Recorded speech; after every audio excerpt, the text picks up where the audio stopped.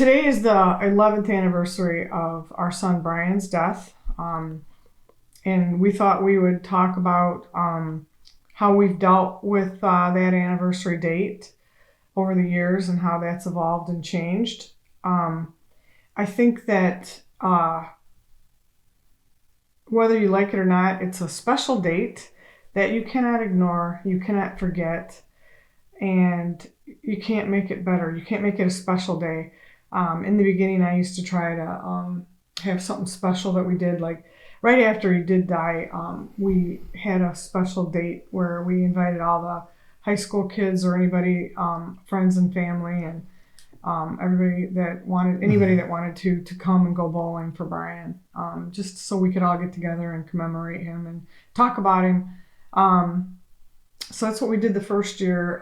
And I remember, Kevin, you saying to me, I said, how can I make this a special day? And you said to me, it's not a special day, it's a horrible day. Do you remember that? Not exactly, but no, I agree. 'Cause at first it's almost just getting through it, but it is where sometimes there is nothing special to do. It's kind of just sharing. It's a good milestone to remember him on and share stories. It's like what we're doing now, just keeping the memory of Brian alive, thinking about the positives. I also think like every year since Brian has died, I've always taken that day off, the day he died, from work. And this year I have one small surgery in the morning, but I have the rest of the day off. But I think it's a good day. It's just a reminder in your life of what life is, right? And that, we reflect on Brian, everything that's happened and how our lives have changed. And I think it's a day to slow down and not be so busy, and maybe just to just kind of think about life and just enjoy it. Maybe a reminder to enjoy yourself a little bit instead of always striving so hard every day to do all these things. Maybe it's a day more just to relax and enjoy life. I don't know. No, I think that's a good way to put it, of just, because Brian's a constant reminder to all of us, and we all have different reminders, but for me, that's the biggest thing in my life, where of just to slow down and to remember how fragile life is, how precious life is, because it's easy to just kind of not pay attention to that stuff and just think you're going to live forever. Everyone around you will live forever, and, kind of shelter yourself. But another thing too about it is I think you guys would relate to this. Brian's birthday is on December 28th. So from Brian's birthday through February 2nd, he technically died right on the first night of the first, right before the second, but we always commemorate it more so on the second. But that month and a week is always probably the toughest time, and it coincides with it's winter, it's cold in Ohio, it's dark, and so it all coincides a little bit, and it's gotten easier, but that's always more of a difficult time. So you don't worry in that period. It's just a period to kind of get through, remember Brian, slow down, like Dad said, and you don't always need to be making massive progress or anything else like that. And I think a couple things would be, as my wife Cindy always says, we always talk about, why Brian died, but maybe she should comment on it, why Brian lived, what was the purpose of his life, and how can he encourage people in the future. And I think we should also touch upon how the positive things that Brian's death has come, how it's changed our lives, and what we're doing right now. This is all a result of Brian, and anything positive that we've done in social media and drinking and driving, that's all because of Brian's death. So death doesn't always have to bring horrible outcomes. It can bring a lot of positivity too, I think. But how you always say, Cindy, how, why do you want to comment? Yeah. At one point I said, maybe the question isn't why did Brian die, but why did Brian live? And he lived to bring us positivity and hope, and he served, not all the time because he was human, but he served as an example of how to treat people with respect, how to bring positive to the negative, and maybe try to have a positive outlook, and how your mindset is so important. And he was living that. And I think we could give examples. Maybe we could all take turns giving examples. The example that stands out to me that might be good for everybody to hear is the little things in life make a difference. And Brian was a good example of that. And we're all good examples. We just don't know it. But, Brian died and we found out. But, at the funeral, our funeral was for, the showings were for 2 days. And there was, people would wait literally 2 to 3 hours to come and see Brian and talk to Cindy and I in line, and they would wait outside the funeral home in the cold. And so there was a gentleman, an elderly gentleman, who was a starter at the golf course where Brian's golf team would go to practice. And he waited for almost 3 hours to see us, to tell us one thing. And we've never met this gentleman before. And he said, I just want you to know that your son, whenever he would come to practice, he was one of the few or only person that would ever come up to me and ask me how my day was going and ask me about my life. And he said most other kids wouldn't even, give me the time of day or look at me. And he said that really made a difference in my life. And so he said, I wanted to come here, not knowing you people, to let you know what your son did and what a difference in my life he made. And so that little gesture of kindness that Brian did every week towards him made a difference in his life, that he stood 3 hours to come and meet people he didn't even know, to let us know that. So, I mean, that's one thing that sticks in my mind. You guys have any other things like that? Yeah, no, that one's a very powerful example. And I think with Brian, what we learned too, it's not the exact same of what you were talking about, but you touched on it a little bit, is there's everyone around us. We don't realize the impact we're having on people, and we don't realize the internal world that everyone has. We all lead our own lives, and only you truly know yourself. Of after someone dies, like when Brian died, you got insight and access to all these things that you never knew about him. You got to hear about these people and how they thought about your son, peers, elders, other people, his journals, his writings, all of these things, where we never get to really see that with people, like a complete obviously. A complete picture of that. Right. So I think that's just a huge takeaway from Brian too, is everyone has super complex lives going on, and that's why it's almost better sometimes to lead with kindness. Or if someone's coming at you, you have no idea what's going on in another person's life and all the struggles they might be going through. So sometimes just taking a pause and reflecting on that for a second before, if someone cuts you off in traffic, I always try to think like, wait, that person might be speeding to get to the hospital. You never know. So True. It's just kind of a change in perspective sometimes. And that's something for sure with Brian, that with different things we learned, just that concept of what people are going through or what people are thinking. It's not what you may think. Yeah, I think that, like you said, we had the privilege of finding out many of the random acts of kindness and different things that Brian would do. Like I heard, that he was always smiling, which I didn't know that, because, you see him come home and he liked to yell at the dog and get her tail wagging and come up and slap her belly. But you find out that there were a lot of little random acts of kindness that he was doing, because he wasn't coming home and telling you, Right.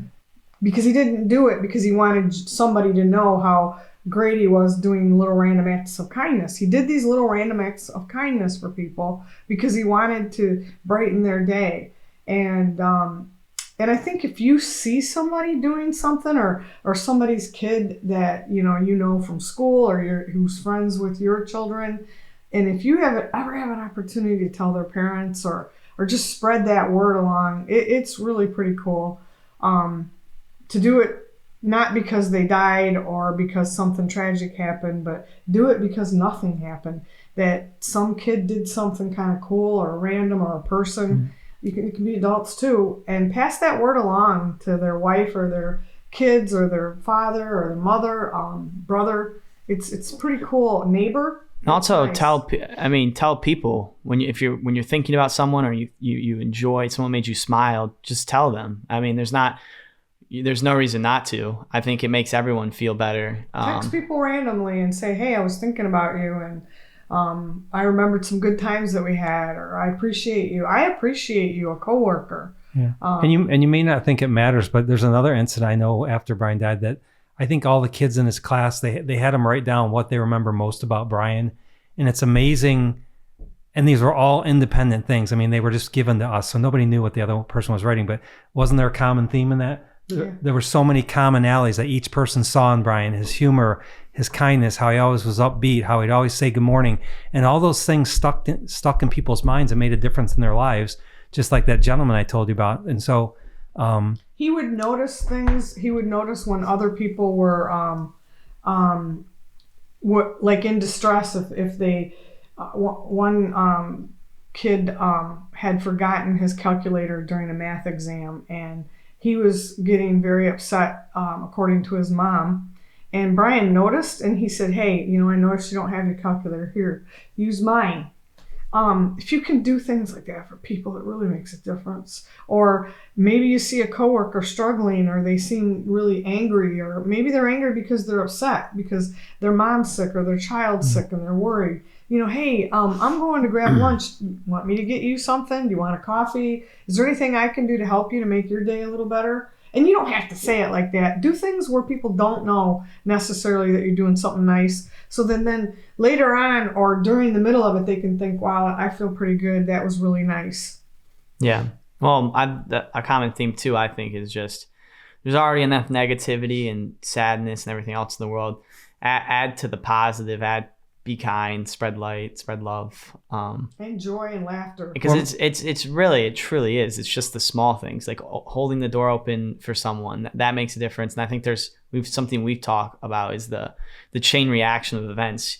You brighten one person's day up, then they go brighten another person's day up, and so on and so forth. You kind of start that positive streak, which is a cool thing to think about. Well, and when I was at the hospital today on call on the weekend, this is off of Brian, but I mean, there's a lady who worked in the operating room. She's carrying these 2 really heavy carts down a long hall. And she was kind of looking at us, and I just said, can we help you? And she goes, yeah, it'd be great if you would help me. And she gave me the biggest grin. And so I pulled one of the carts while she pulled the other one. And, I probably pulled it for, 4 to 5 minutes, and we went down an elevator to a whole nother area. But she was going down to a different area in the operating room. But boy, did she appreciate that. And just the grin on her face that somebody was willing to help her. Because it's so hard to pull these big carts with each hand, and so just something as simple as that, I mean, it probably made her day, No, absolutely. And a lot of times people, don't wait for someone to ask you. Always try to take the first step. Why not? And don't do it because you want somebody to notice you or thank you. Do it because it actually makes you feel good to know that you've done something in somebody else's life. And you'll find out it does. Really It always makes you feel, I guarantee if you do these things, it makes you feel better too. And so all this comes from Brian and just kind of going through life, I think, and having losing someone close to you puts a different perspective on life. You look at life in a different way. So then you start seeing things differently, I think, with something with Brian, because it definitely changes what you think is important in life. Exactly. Because I think so many people are they're so worried about advancing their career or making more money or doing this or that. And obviously there's a place for all that. But some people, I think you hear the common trappings of success. Yeah. Of people say they're working hard to provide for their family, but they never spend time with their family. So you see things like that where it's contradictory. So really just pausing for a second, like we said, slowing down, thinking about what is important and making sure what you're prioritizing with your time and energy is important. I just read something today about Matthew McConaughey and how he let go of like his production company or something because he had like 8 projects and things that he was involved in, and he decided he would concentrate on his family, his acting career, and one other thing. And he said, I'd rather get A's in 3 subjects than B's in 5. And I thought, wow, that's a really insightful thing, because there is that push to do more and more and more, and step back a little bit So he talks a lot about that. He goes into more depth in that in his book Green Lights, which is Matthew McConaughey. He released that I think 2022. It's his autobiography. Oh, okay. Yeah, it's a great book, and he talks about that in terms of, instead of just kind of, being par or average in several areas, just really excelling in a couple areas that you really care about is more important, and you'll probably do better anyways. Instead of shifting, you only have so much focus and attention to give to stuff. So I think, it's a great way of articulating it. And I was going to say about how our grief has changed. Like, I think in the beginning, you're so grief-stricken and so shocked that really it's just trying to get through it. And it's sometimes hour by hour, minute by minute, because I remember in the beginning, we'd all just go to our rooms and it would just be quiet. It was so quiet. Well, so isolating because you felt so. Even though everybody's in the house, we all were alone. Like we were all isolated from each other. And we didn't get together usually and sit together. I think we're processing. We just had to be in our own space and quiet. But we knew the other ones were there. You know, we felt them. And nighttime definitely the worst. It feels very, very alone. You feel very alone in the world. No matter how big the world is, you feel, I don't know, there's an emptiness you feel. And I think we're lucky because we had each other. Yeah. What do you do if you don't have, others? And an outlet, to talk to each other. And still we were around tons of people that knew of Brian because that kept Brian's memory alive in a big way. I think it's easy to try to not bring it up. You don't want to face it. But the more you talk about it, the better you feel. When you also hang on every person's recollection of Brian, you just hang on that because it's all you have left, right? Is people's memories of him. So every time somebody say anything about Brian, or we would just incessantly listen because we wanted to hear about him. Yeah. Because that's the only way you keep him alive, It's the people, for me, the friends that I have, there's a few friends that I'm still very good friends with who were good friends of me at the time, and they knew Brian pretty well. Those will always, when I hang out with them, it's always a special place because they actually knew Brian. We all hung out with him, whether it was playing basketball or doing other things, and they grew up with us. So there's always a deeper connection there for me because it makes Brian feel alive again in a different presence. It's kind of hard to explain, but I think also, you wanted to get through it and have it be good getting through it. But in the beginning, I remember the whole week before I would be disrupted and maybe it would sneak up on me that I didn't realize why I felt so upset or angry or disoriented or whatnot. And it used to be that it was the whole week before and the whole week after. I remember from Thanksgiving on through his death anniversary always being really hard because of all the holidays, his birthday, Christmas, all the times that you as a family are together and close. But it's gotten now, so I feel like it's 11 years in, and I feel like we can continue functioning and not have to take huge chunks of time to go sit alone in our rooms to reflect. Because I used to spend time alone in his room reflecting, and that's where I had to be alone. And I don't know what I thought about, but I would have to be alone. You needed that time to process. And I think that's one thing that we did do pretty good is we knew we needed to do it. Well, I think the funny thing is, I think people, until you've been through it, a lot of people kind of indicate you why don't you get over it? It's been years now, you need to move on with your life. And they don't understand you can't just move on with your life because your life is different. It's like his room. People wonder, they wonder, why can you leave a room with all the dead person's clothes in it and everything? Well, why don't you? That went on for years. We didn't change the room at all. And we left Brian's backpack just where he left it that day. His backpack's in my bedroom now. But the last day he came home, we left all his shoes under the bed. He organized all his clothes. And we left that for years because it's very hard to change, to get rid of it. And then slowly, and I give Cindy the credit, she slowly started packing things away little by little, clothes little by little. But even when we moved out of our house recently, we still had some of his clothes hanging in the closet. But the room had been redone and Kevin was using it as an office. But you have to do it very slowly. And you're ready. When you're ready. Not when somebody else is ready. Exactly. Anybody tells you. And maybe there were times when I was ready and he wasn't. Yeah. We moved. And I feel like that was another step in our processing to let go of where we had all the memories and where he was where we were when he died. But I know that in our basement with all the other boxes, there's probably 8 to 10 boxes of stuff of his. And I had told Brian that at some point we need to consolidate and we need to get rid of and let go of those things. But for anybody out there listening, there's no timeline for grief, and you have to ignore people who think you should be over it or move on or things like that. It's one of those things. You're never over it, and you have to be on your own timeline. And when you're ready, you do it. And that may be in a year or maybe 10 years. There was a lady in my mom's assisted living. She was probably 92. And I don't know, I went and talked to her one time. She lived across the hall and we were talking and she told me she had lost her son. He was 70 years old. She had just lost him. And it never changes for a parent to lose a child.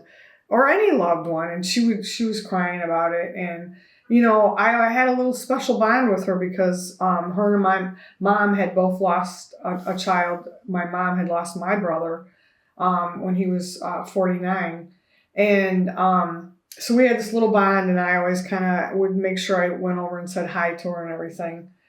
Never changes. Well, I think just something ingrained in us as humans of you always want your kid you want the best for your kid. You want to provide everything in the world for your kid, and you want them to outlive you. I mean, so I think it goes against everything that we are to have to face that and see that, your offspring is dead. And again, like we've said, yeah, definitely everything happens on your own timeline. And I think grief, like we've talked about and touched on, you can let bad things that happen in your life destroy you and ruin you, or you can let them help you reach new heights and use it for positive. That's what I was going to say. Yeah, definitely. Because that's what we've tried to do all along. And I would encourage anybody out there who's going through a tragedy with time to maybe try to turn that into something positive. Because you can help so many people, even just with your story, like putting your story out there. There's so many people who are going through this who feel intimidated, will never talk about it, or just need to hear from somebody else that they've been through it, that they agree with them, Yeah, I think we're all that's a positive thing. I think we're all very special humans, and we all have something to offer this world. I think your story, whether you know it or not, always has power by telling your truth, telling your story. There's always someone that's going to gain something from it. Yeah, you connect with so many people, whether it's just in a coffee shop or whether you're putting it out on social media or you're just talking to a friend. You never know what they're going through, like we've talked about earlier, internally. Maybe that's the perfect time they need to hear something or anything else. So I think there's power to all of that. And the other thing I was going to say to touch back on your point, Dad, is I think there's an energy when someone dies or a tragedy happens or a positive that happens. There's all this energy, and you need to channel it. It needs to be used somehow, because the energy, like we're talking about, the energy can be used and it can self-destruct you. Or if you channel it and push in something positive, that's how you can turn tragedy into hope and other things. But you can't just let it sit there. Right. You have to face it in some way. But you can if you need to for a little while. Yeah. Sometimes things have to sit so that you can. So don't feel bad about that. Well, it's at the end of the day, you want to be moving forward. But I would still say, even letting yourself sit with the emotion, you're still letting yourself. To me, that's letting yourself feel the emotion. I think what's worse is to try to suppress the emotion and not ever. Say with Brian, never talk about him, act like it never happened. I think that's the unhealthy thing to do. I think facing your emotions, feeling your emotions deeply, which in the first multiple, like 5 acknowledging it, that's still, to me, that is facing your grief. Yeah. And it's hard to know. Like I recently talked to someone who, the wife I was talking to, and she had told me that after the death of their son, the husband just kind of couldn't deal with it and lost his job and started doing, drinking a lot and stuff. And their life has just, gone way down for the worse. And, why does that happen with one person? The next person will do something different. I don't know. We're all different. Why did we do what we did and the other person goes the other way? I don't know. My thoughts is definitely luck plays a role. And then how strong your system is. We had each other. We have a community around us, families, Brian's other friend, all Brian's friends. So I think a very strong support system helps a lot. And there's so many things that are out of your control that, you can't. I think with mental health and other things, we've very much realized nowadays that you can't control everything. You can't just will your way out of certain things. No. I think trying to stay around people and don't isolate. The worst thing you can do is isolate yourself, even though that's what you want to do. That's your natural instinct. To isolate yourself, I think, is really bad. And what you have to realize is that I remember how many times I would try to go out and I'd get dressed up. And maybe I'd procrastinate and then I would be too late and I couldn't go because I did that on purpose. Or maybe I got all dressed up and I was standing outside the door of something I was going to go do and I had to turn around and go home. I remember one of the first homecomings. We went to somebody's house after watching the parade, and we socialized and we hung out with our friends, and And it just hit me like a ton of bricks, and I had to go, and I had to go now. Yeah, it hits you all of a sudden. It's weird, and then you just got to go. Like, Well, I'd be at work, and I just got to go. I mean, and we'd need to come home and reconnect, but Brian and I were together, and we get outside the door into the car, and rarely do I sob, and I just started sobbing. It's just, and after a fashion, your friends quit asking you how you doing, and you want them to quit. I've said this before. You want them not to always look at you like, oh, poor Cindy, poor Hoeflingers. You don't want that anymore. You want them to move on. You want to move on. But then it's also sad and isolating because you have this kind of like dissociation because everybody's happy and you're still sitting there moping and mourning and wishing that your loved one was there and wishing your life was the same. Like, I don't play tennis anymore. Part of it's my physical body. I have some orthopedic issues, but mostly it's because it just reminded me constantly of the happy times and the life I had before. And I would cry behind my sunglasses. And I finally quit and I started playing golf.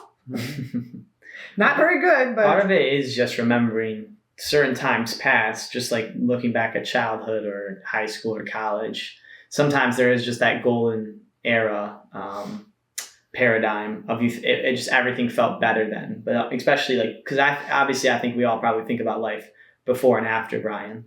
That's a huge moment. Because I've lived 15 years before Brian died, and I've lived 11 since, and obviously the last 11 I remember better than the first 15. right. So it is very weird because in some ways it feels like Brian, a whole another life where Brian was alive, but then in other ways it feels like it was just yesterday. I can still, because around this time, all of that time, like the week before, and then that first month after, obviously was a whirlwind of all this stuff going on. So all that just kind of comes to the surface, and I don't know, it comes back strong.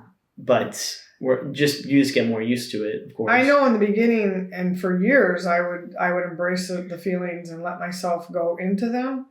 But I'm more likely now I've processed it, I've gone through it, unless there's something new. I honestly don't want to keep reliving it and going back because it just hurts too much. Mm-hmm. It'll always hurt. Yeah. So I just try to, I'll think about it. Sometimes things will hit you out of nowhere. Some of the goofy things that he would do, or do you remember he liked that one gum? Which gum? It was green, and it was spearmint or wintergreen or sugar-free, and I see that gum, or I see those Cool Ranch sunflower seeds, and it'll just freaking hit me. I remember with the old house, like I just remember there'd be that from one time. Someone was asking me, like, what's this mark on your door? The one time my brother had gotten home from school, and like he's slap happy. He makes a lot of noise when he come home from school. And then he tried to open my door, and it was closed, and he like hit into it, and he like messed it up a bit. Yeah. And I remember a friend was asking me because he tried to open it when it was locked. And it was funny. He would just be kind of slap happy sometimes, and he'd want to spread that energy to other people. He had a lot of energy. He loved, some other things. That we can all remember. When Nautica was live, and just the dogs and just people or himself, he loved clapping. He loved making a clapping noise of cusping his hand and finding a crevice, and making it really loud. So that I think a lot of people, and just his claps, everyone knew him as the clapper, as someone who could clap really loud in different ways. Because I remember the one shirt for Ottawa Hills that was made for him was like "Keep clapping." Yeah. So obviously it's just those things like that where I bet he never even would realize that everyone would remember him for his clapping. I don't think he would. Well, it's funny too because he loved to clap. Then remember at the funeral, there's at the mass in the church, there's probably 1,200, 1,300 people there, and the priest said, Brian always clapped for everybody else and loved to clap, but did we ever clap for him? And everybody in that church started clapping. It was amazing. That's what he said. He said, "Why don't we clap for Brian?" That was something. And you could just feel it. It was incredible. And that dog, though, he had a nickname for her, and he'd scream that name. Rick Rouse. He'd call her Ricky. He was good at coming up with nicknames. He nicknamed, you'd have several.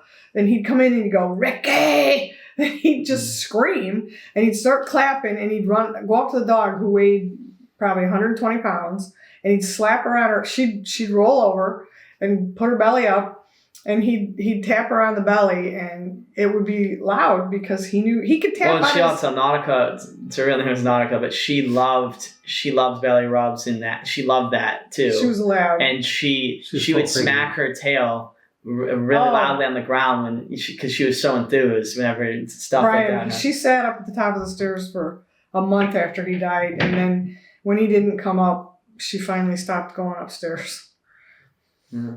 Well, I think our animals definitely, especially pets, dogs, there's a special bond, and cat. I think they definitely know something's different at times. So it's probably, I can't imagine what it is for them. They just one day someone's not there who is always how hard around. That would be. The other three. But then how long do they remember is the thing, Yeah, I don't know, but the other two that we had at the time would come in with me to Brian's room, and it's almost like they knew I was grieving. Well, I had to have sensed the grieving. I think dogs can sense our emotions. They sense when you're sad, and just like they can sense 100%. Ahead of time. They can sense natural disasters are coming. Yeah. I can't remember what it is, but they have more. I mean, they know when you're sick and not feeling good. They always hang with you, and they can tell. Yeah.